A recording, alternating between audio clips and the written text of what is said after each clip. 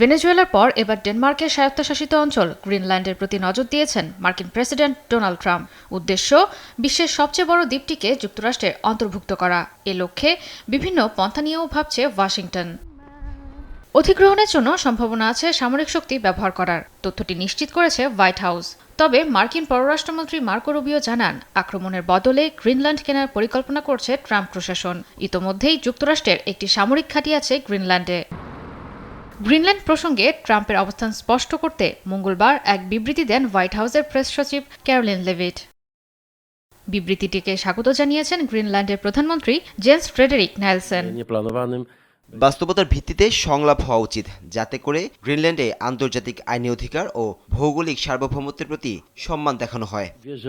গ্রিনল্যান্ডের প্রতি কোনো আক্রমণ হলে ন্যাটোর জন্য তা অশুভ সংকেত বয়ে আনবে বলে জানান ডেনমার্কের প্রধানমন্ত্রী মেটে ফ্রেডরিকসেন। গ্রিনল্যান্ডের পাশে দাঁড়িয়েছে ইউরোপের ৬টি দেশ।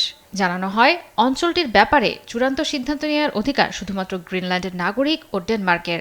অধিকাংশ নাগরিকই ডেনমার্ক থেকে স্বাধীনতার পক্ষে হলেও যুক্তরাষ্ট্রের অংশ হওয়ার তীব্র বিরোধী। মূলত গ্রিনল্যান্ড ভূখণ্ডে যুক্তরাষ্ট্রের কৌশলগত অবস্থান নিশ্চিত করতে চাইছেন ট্রাম্প। ভূখণ্ডটিকে ঘিরে রাশিয়া ও চীনের আগ্রহও যুক্তরাষ্ট্রকে নতুন করে ভাবাচ্ছে। বাণিজ্যিক স্বার্থে অঞ্চলটির অপ্রচলিত বিরল খনিজ সংগ্রহ ওয়াশিংটনের অন্যতম উদ্দেশ্য। জয়া সরকার, নিউজ ডেস্ক, দেশ টিভি।